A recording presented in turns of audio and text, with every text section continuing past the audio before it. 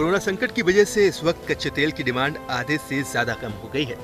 कच्चे तेल को बाजार में कोई पूछ नहीं रहा। हालात यहाँ तक आ गए हैं कि पिछले दिनों अमेरिकी बाजार में कच्चे तेल का भाव नेगेटिव में चला गया। तब भी आपको दिल्ली के बाजार में पेट्रोल जहाँ 71.26 रुपए प्रति लीटर तो डीजल 69.39 रुपए प्रति लीटर मिल रहा था। तो अब सवाल ये उठता है कि दुनिया भर के बाजार में कच्चे तेल की कीमत पानी से भी कम हो गई है, तो हमें पेट्रोल और डीजल इतना महंगा क्यों मिल रहा है? इसकी असल वजह कच्चे तेल पर लगने वाले टैक्स है। कच्चे तेल की कीमत से ज्यादा भारत में इस पर टैक्स लाद दिए गए हैं। कोरोना संकट की वजह से एक बार फिर मोदी सरकार ने पेट्रोल और डीजल पर एक्साइज ड्यूटी बढ़ा दी है। पेट्रोल पर 10 रुपए प्रति लीटर जबकि डीजल पर 13 रुपए प्रति लीटर एक्साइज ड्यूटी बढ़ाई गई है। हालांकि इस बढ़ी हुई एक्साइज ड्यूटी का आम जनता की जेब पर फर्क नहीं पड़ेगा, क्योंकि कीमतों में बढ़ोतरी की भरपाई तेल कंपनियां खुद करेंगी और पेट्रोल डीजल की रिटेल कीमत पहले जैसी ही रहेगी।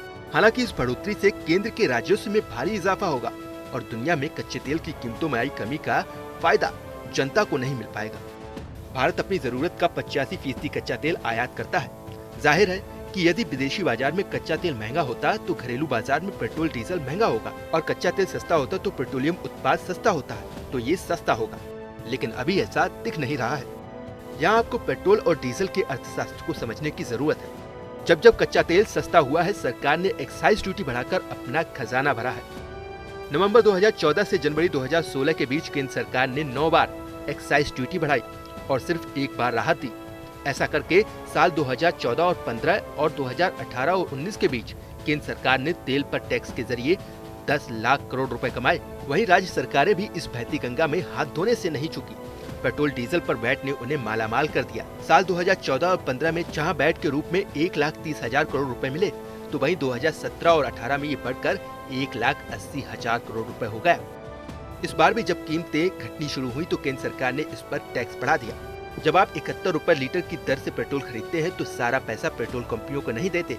इसमें से आधे से ज्यादा पैसा तो टैक्स के रूप में केंद्र और राज्य सरकार को जाता है। देश की सबसे बड़ी oil marketing company Indian oil से मिली जानकारी के मुताबिक इस समय दिल्ली में 1 लीटर पेट्रोल की कीमत एक्स फैक्ट्री कीमत या बेस प्राइस 17 रुपए 96 पैसे है।